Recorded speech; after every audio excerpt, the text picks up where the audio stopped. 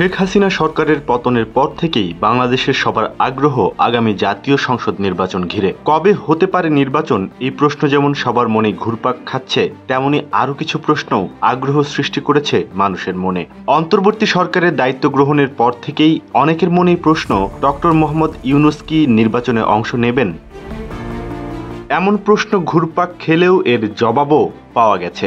জবাব দিয়েছেন খোদ অন্তর্বর্তী সরকারের প্রধান উপদেষ্টা ডক্টর মোহাম্মদ ইউনূস। তিনি বলেছেন, বাংলাদেশের আগামী জাতীয় নির্বাচনে অংশ নেওয়ার কোনো পরিকল্পনা তার নেই। বুধবার নিউ ইয়র্কে যুক্তরাষ্ট্রের প্রভাবশালী সংবাদপত্র নিউ ইয়র্ক টাইমস আয়োজিত এক অনুষ্ঠানে সঞ্চালকের প্রশ্নের জবাবে তিনি এসব কথা বলেন।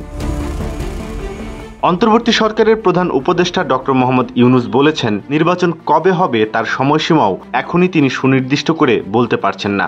একমাত্র ওয়ালটন এসি দিচ্ছে 1 বছরের রিপ্লেসমেন্ট গ্যারান্টি।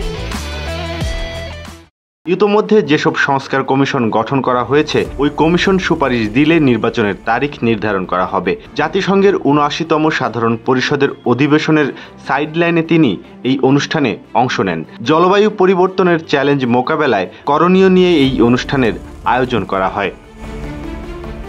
এ সময় প্রধান উপদেষ্টা প্রশ্নকর্তাকে পাল্টা প্রশ্ন ছুড়ে জানতে চান, আমাকে দেখে কি মনে হয় আমি নির্বাচনে লড়ব? ডক্টর ইউনূস বলেন, বাংলাদেশে কবে নির্বাচন হবে তার কোনো সময়সীমা আমার কাছে নেই। ইতোমধ্যে কয়েকটি সংস্কার কমিশন গঠন করা হয়েছে, তারা সামনের মাসগুলোতে সংস্কারের সুপারিশ দেবে বলে আশা করছে। ওই সুপারিশের পর নির্বাচনের জন্য একটি তারিখ নির্ধারণ করা হবে। উল্লেখ্য, ছাত্র জনতার অভ্যুত্থানে গত ৫ আগস্ট প্রধানমন্ত্রীর পদ থেকে পদত্যাগ করে শেখ হাসিনা ভারতে চলে যান। এরপর ৮ আগস্ট শান্তিতে নোবেলজয়ী ডক্টর মোহাম্মদ ইউনূসের নেতৃত্বে অন্তর্বর্তী সরকার গঠিত হয়। জাতিসংঘের সাধারণ পরিষদের অধিবেশনে যোগ দিতে ডক্টর ইউনূস এখন যুক্তরাষ্ট্রে রয়েছেন। এর মধ্যেই তিনি এই অনুষ্ঠানে যোগ দেন। অনুষ্ঠানে বিজ্ঞানী, উদ্ভাবক, কর্পোরেট সংস্থার প্রতিনিধি, অধিকার কর্মী ও নীতি নির্ধারক পর্যায়ের ব্যক্তিরাও অংশ নিয়েছিলেন।